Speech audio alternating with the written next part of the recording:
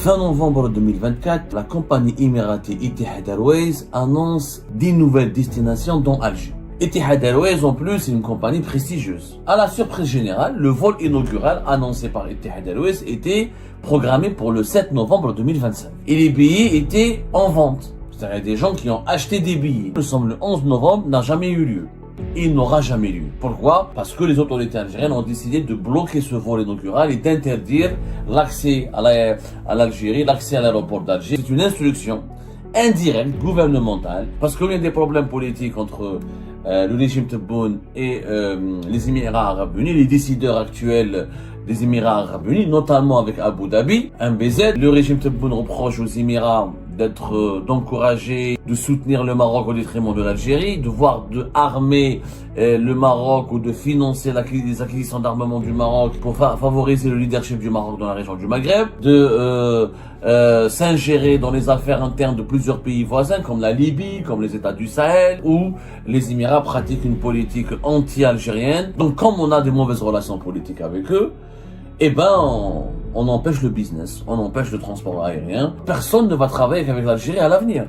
On aura un énorme problème. Donc maintenant, on a un investisseur de n'importe quel pays. J'ai peur de venir investir en Algérie. Demain, mon pays va avoir un problème avec les autorités algériennes. Ils vont se venger contre moi. Fin novembre 2024, la compagnie émirati Etihad Airways annonce 10 nouvelles destinations dont Alger. À l'époque, ça a été une surprise générale, une compagnie émirati qui va desservir Alger pour établir une liaison aérienne entre Abu Dhabi et Alger. C'était fin novembre 2024. Etihad Airways elle avait annoncé 10 nouvelles destinations, c'était pour 2025. Il y avait Alger, Atlanta, Chiang Mai, Hanoï, Krabi, Phnom Penh en Cambodge, Taipei en Taïwan et Tunis. À l'époque, l'annonce avait suscité l'enthousiasme parce qu'on s'était dit, voilà, malgré les problèmes politiques qui opposent l'Algérie aux Émirats Arabes Unis, malgré le climat politique toxique entre Abu Dhabi et Alger, malgré les déclarations incendiaires et la propagande anti-émirati du régime Tebboune, les affaires se poursuivent et les relations entre les deux, commerciales et économiques entre les deux pays ne sont pas perturbées. Et malgré tout, les Émirats, c'est un pays important. C'est une puissance économique régionale importante. Il y a une communauté algérienne importante, peut-être pas très importante, mais quand même quelques milliers d'Algériens qui vivent à Dubaï et à Abu Dhabi. Et c'est un pôle touristique important, c'est un carrefour commercial et culturel important. Donc on s'est dit, voilà, un exemple où le business ne sera pas énormément endommagé ou touché ou ébranlé par les tensions politiques. Etihad Airways, en plus, est une compagnie prestigieuse. La venue à Alger d'une compagnie de la taille, de la réputation et de l'importance d'Etihad Airways aurait pu permettre à l'Algérie d'avoir une fenêtre de tir pour séduire une clientèle internationale, pour essayer de booster le tourisme et pour améliorer sa connectivité au réseau de transport aérien international. Sachant que le transport aérien international est le vecteur principal et le vecteur stratégique du développement du tourisme et même du développement de l'investissement étranger. Un pays dans lequel tu peux pas y aller, où tu dois faire plusieurs escales, où tu peux pas trouver des compagnies aériennes de qualité pour pouvoir le rejoindre, pouvoir le découvrir et pouvoir s'implanter dans ce pays-là, c'est pas un pays dans lequel tu as envie d'investir ou dans le pays dans lequel tu as envie de passer des vacances. Donc c'est important pour un pays d'avoir des compagnies aériennes prestigieuses. Etihad Airways, je rappelle, c'est plus de 14 millions de passagers. Leurs avions, ils ont un taux d'occupation de plus de 86%. Elle n'est pas aussi prestigieuse ou puissante que Emirates ou Qatar Airways, mais c'est une compagnie qui s'est frayée son chemin. Et elle évolue énormément. En 2024, elle est passée à 18,5 millions de passagers. C'est quand même un chiffre d'affaires de presque 7 milliards de dollars. C'est un bénéfice de 476 millions de dollars. Ils ont 97 avions. Donc, c'est énorme quand même. Ils ont un objectif de dépasser les 21 millions et demi de passagers en 2025. Ils opèrent dans 76 destinations internationales. Donc, c'est une compagnie prestigieuse et importante, qui a été récompensée, qui a eu des récompenses, qui perce et qui concurrence Emirates et Qatar Airways, les deux grandes compagnies des pays du Golfe, du Qatar et des Émirats. Nous, on pensait que ça allait être une très bonne nouvelle. C'était une bonne nouvelle. À la surprise générale, le vol inaugural annoncé par Etihad Airways était programmé pour le 7 novembre 2025. Et les billets étaient en vente. C'est-à-dire, il y a des gens qui ont acheté des billets. Il y a des Algériennes et des Algériens, ou des étrangers, je ne sais pas qui. Les personnes intéressées par Alger, par le voyage entre Abu Dhabi et Alger, ont acheté les billets. Le vol inaugural du 7 novembre dernier, nous sommes le 11 novembre, n'a jamais eu lieu.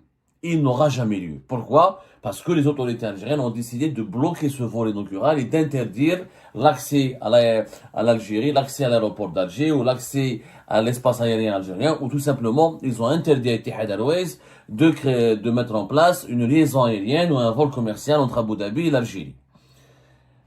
Ce a été bloqué. Le vol n'a pas eu lieu. Il a été annulé. Le lendemain, ni le 10, ni le 8, ni le 11, il n'a pas eu lieu. Il n'aura pas lieu. Toutes les sources algériennes à qui nous avons posé la question nous ont confirmé que c'est une instruction indirecte, gouvernementale, qui empêche l'ouverture de cette nouvelle ligne aérienne entre Abu Dhabi et Alger. Pourquoi?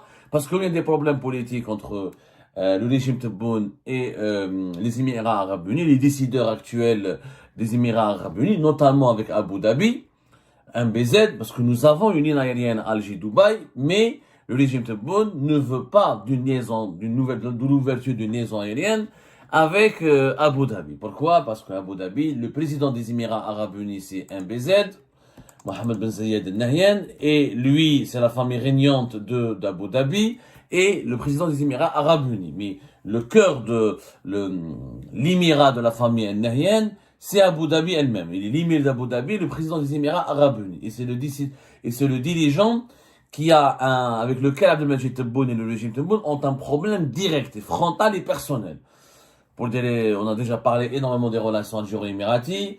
Le régime Tebboune reproche aux Émirats d'encourager, de soutenir le Maroc au détriment de l'Algérie, de armer le Maroc ou de financer les acquisitions d'armement du Maroc et de pratiquer une politique anti-algérienne pour favoriser le leadership du Maroc dans la région du Maghreb. Le régime Tebboune reproche à Mohamed Ben Zayed Al Nahyan d'être l'allié d'Israël dans la région et de vouloir marchander, corrompre les pays voisins de l'Algérie pour leur imposer la normalisation des relations avec Israël, pour permettre à Israël de s'implanter dans la région et de ceinturer l'Algérie et de l'encercler. Le dossier israélien. Troisième dossier qui est un dossier fourre-tout. Le régime Tebboune reproche aux Émiratis de s'ingérer dans les affaires internes de plusieurs pays voisins, comme la Libye, comme les États du Sahel, et comme le Soudan, voire comme le Soudan aussi, même si le Soudan n'est pas un pays voisin de l'Algérie, mais surtout la Libye et les États du Sahel, où les Émirats pratiquent une politique anti-algérienne. Elles essayent, selon le régime Tebboune, les Émirats Arabes Unis essayent d'encourager, de financer, de soutenir, d'entretenir et, d'appuyer les lobbies, je dis bien d'appuyer les lobbies anti-algériens, qui sont défavorables à l'Algérie,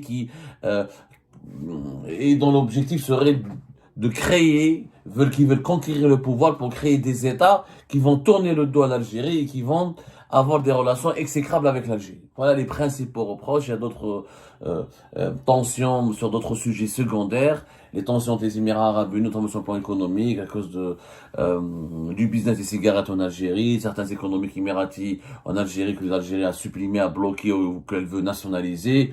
Mais on va se contenter de dresser ce tableau. Les trois gros différents qui opposent le régime Tebboune à la dynastie Nahyan et aux Émirats Arabes Unis. Donc, comme on a des mauvaises relations politiques avec eux, on empêche le business, on empêche le transport aérien, on empêche l'arrivée d'une compagnie aérienne, je dis encore une fois, importante, qui aurait pu être une valeur sûre. Je répète et je le dis, qui aurait pu être une valeur sûre pour l'économie algérienne, pour lancer le tourisme en Algérie. C'est dommage. Franchement, c'est dommage. C'est vraiment dommage. D'autant plus que Etihad Airways a été autorisé avait la possibilité ou de créer un vol commercial ou de mettre en place une liaison aérienne entre Alger et Abu Dhabi et de desservir Alger, grâce à une convention et un accord international qui lie l'Algérie aux Émirats Arabes Unis. Il s'agit de la convention relative aux services aériens entre les Émirats Arabes Unis et l'Algérie, qui a été signée à Abu Dhabi le 13 mai 2013 et qui a été ratifiée par l'État algérien à l'époque de Abdelaziz Bouteflika, qui a été publiée au journal officiel et qui a été approuvée par le décret présidentiel numéro 14-380, qui correspond au 30 décembre 2014, qui portant ratification de la convention entre le gouvernement de la République algérien démocratique et populaire et le gouvernement de l'État des Émirats Arabes Unis, relative encore une fois aux services aériens entre leur territoire et au-delà, signé le 13 mai 2013. Grâce à cette convention, l'article 1, il est clairement expliqué qu'il est ratifié, sera publié au journal officiel de la République algérienne démocratique et populaire, la convention du gouvernement de la République algérienne démocratique et populaire et le gouvernement de l'État des Émirats Arabes Unis, relative aux services aériens entre leur territoire et au-delà. Il y a 11 pages dans cette convention.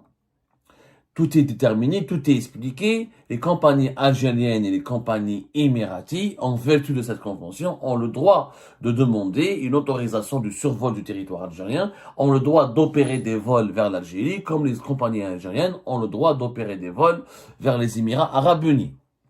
Le marché algérien est un marché important, le marché émirati est un marché important.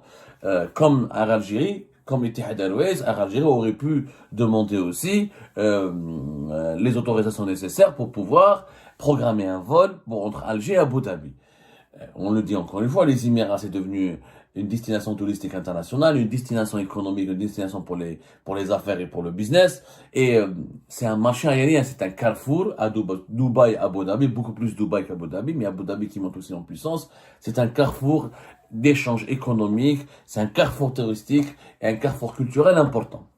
Donc toutes les compagnies aériennes, algériennes et émiraties, auraient tout à gagner à profiter de cet accord qui permet aux compagnies aériennes des deux pays de programmer des vols et de proposer des vols, des liaisons aériennes et de faire du business grâce aux potentialités qui existent dans les deux pays. Cette convention n'a pas été supprimée, n'a pas été abrogée. Tout est expliqué. Elle a 11 pages, elle a été signée par Abdelaziz Bouteflika. Oui, effectivement, c'est l'ancien président de la République. Elle a été approuvée par l'Algérie, mais voilà.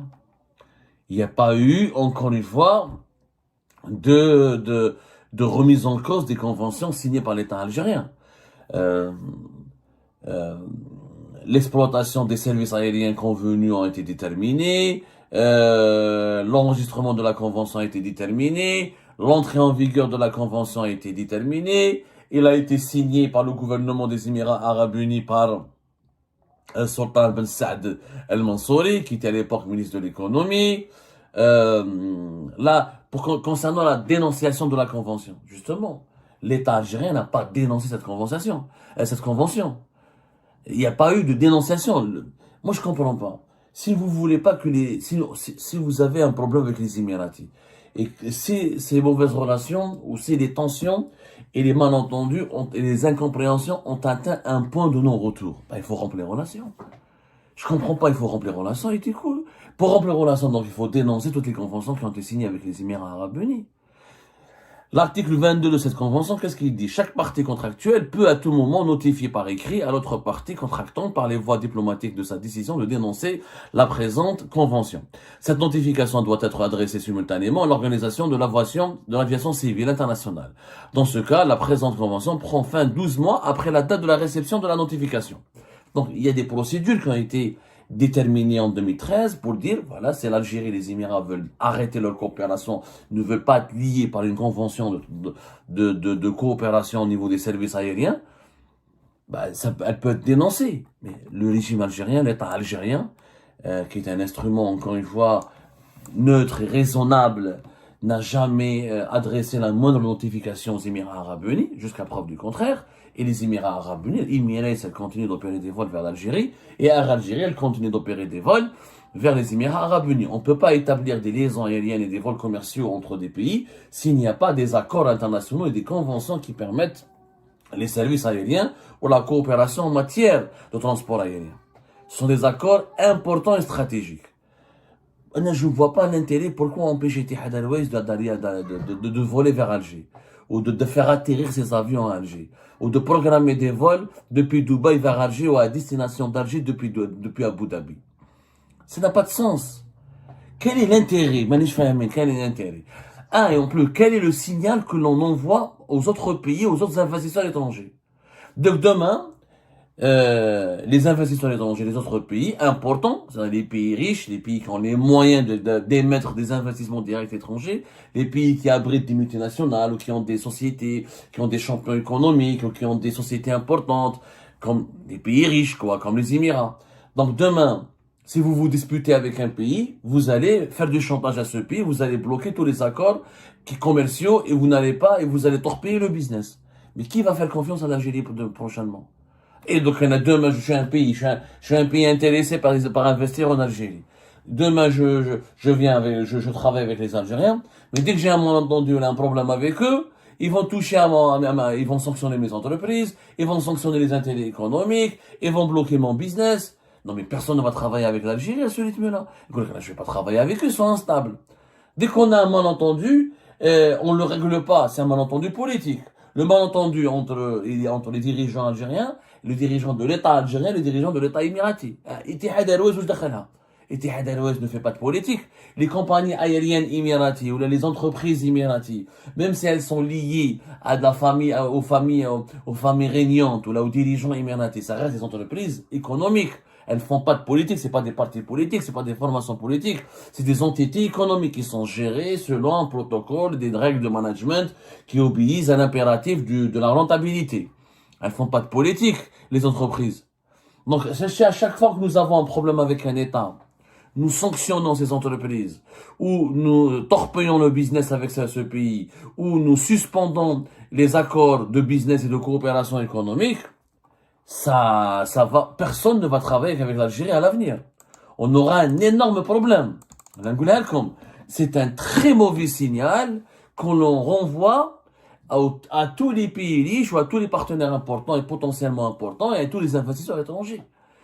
Donc maintenant, on a un investisseur de n'importe quel pays, j'ai peur de venir investir en Algérie. Demain, mon pays va avoir un problème avec les autorités algériennes, ils vont se venger contre moi, ils vont bloquer mon business, ils vont bloquer mes entreprises, ils vont bloquer mes emplois, ils vont toucher à mes salariés, ils vont toucher à mes revenus, à mes activités économiques, mais personne ne va faire confiance en Algérie à ce point. À ce rythme-là, plutôt. Personne ne va faire confiance. Mais qu'est-ce que je dis que nous sommes hables? Et là, c'est la noblesse. Il faut, encore une fois, mais ne pas mélanger les genres et faire une dichotomie entre le business et la politique. Il faut arrêter de faire cette politique de chantage. Je dis bien une politique de chantage qui est indigne d'un État. Il faut arrêter de politiser le business parce qu'il y a le préjudice pour l'Algérie, pour les intérêts économiques et pour l'économie algérienne sera énorme. C'est l'aéroport d'Alger qui a besoin d'Etihad Airways et ce n'est pas Etihad Airways qui a besoin de l'aéroport d'Alger. Etihad Airways, elle est rentable, elle dégage déjà des bénéfices. Ce n'est pas le vol vers Alger ou le vol Alger-Abu Dhabi ou Abu Dhabi-Alger qui va l'enrichir encore davantage. C'est l'Algérie qui a besoin de la présence de ces compagnies internationales prestigieuses, ouvertes sur le monde et connectées à plusieurs destinations internationales pour permettre à notre pays d'avoir une bonne image, d'être fréquente, d'avoir une très bonne image, et de s'assurer un accès vers des routes aériennes internationales très importantes pour drainer les touristes, pour drainer les investisseurs. Donc l'Algérie a plus besoin de la Etihad Airways que Etihad Airways on aurait besoin de l'Algérie. Mais là, qui peut comprendre? Il faut avoir des dirigeants qui sont un peu sensés, qui soient pas absurdes. On ne politise pas le business. Encore une fois, c'est une erreur. On l'a fait avec l'Espagne, on l'a fait avec la France, on l'a fait avec beaucoup de pays avant, depuis l'arrivée du régime d'Abdelmajid Tebboune, et ça s'est toujours soldé par des préjudices financiers, économiques importants pour l'Algérie. Ça donne une très mauvaise image de notre pays. Ça donne l'impression que notre pays est un pays qui ne peut pas être fréquentable, qui ne peut pas être digne de confiance. Quatrièmement, ça fait fuir les investisseurs étrangers. Et cinquièmement, ça fait de notre pays un pays instable, dangereux, qui est un pays à problème, un pays où il n'y a que des coups à prendre, où il n'y a rien d'intéressant à entreprendre. Et ça, c'est très mauvais pour la confiance. Et quand on voit comment le dinar s'effondre, comment les performances de l'économie algérienne sont mauvaises et ternes, tout cela s'explique par le manque de confiance. L'Algérie n'inspire pas confiance. L'Algérie de Tebboune n'inspire pas confiance. Et tant qu'un pays ou un État n'inspire pas confiance, il ne peut pas il ne peut pas développer économiquement, il ne peut pas se développer économiquement, il ne peut pas rassurer les bailleurs de fonds internationaux, et il ne peut pas se doter des moyens nécessaires pour assurer sa stabilité économique. Et ben voilà les amis, c'est la fin de cette vidéo. Je vous remercie comme d'habitude pour avoir suivi jusqu'à la fin. N'oubliez pas de nous laisser vos commentaires et vos réactions sur cette vidéo et de vous abonner à la chaîne si vous n'êtes pas encore abonné.